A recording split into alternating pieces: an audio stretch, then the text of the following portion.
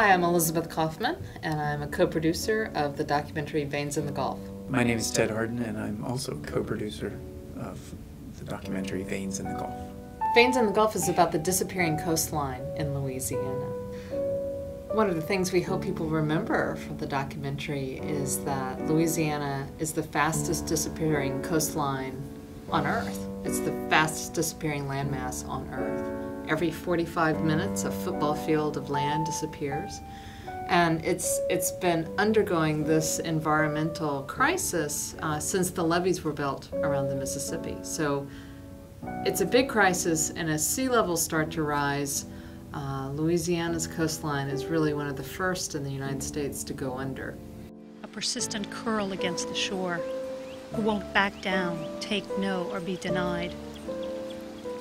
It is there under the wharf, and soon under the house, pouring with any swamp rat Having Martha Serpess as our poet, avatar, guide, so to speak, is very helpful because of this paradox that we're trying to understand. And the paradox is that you have a situation that is radically changed. It's a beautiful landscape. It's unbelievably rich in terms of diversity of species, but then also hunting, fishing, oil and gas, all of these various things. It's a working wetland. But how do you sustain it? Because it's in a compromised situation.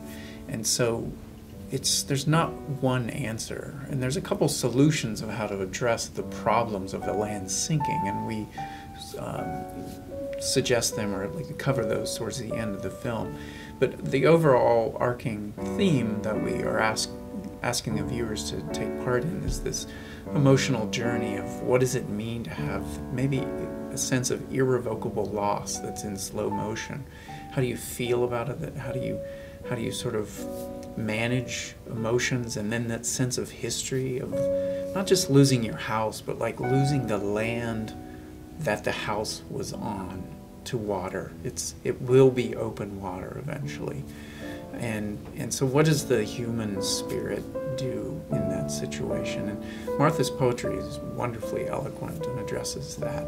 And we wanted to use that as a springboard and then go interview people in terms of what they're doing, how they're living, what they remember, and try to get at that present sense of, and looking towards the future of what they're doing about it. What's more interesting is that struggle to stay on top of both the emotions as well as the changing landscape, and then maybe some of the solutions that are going to be tried.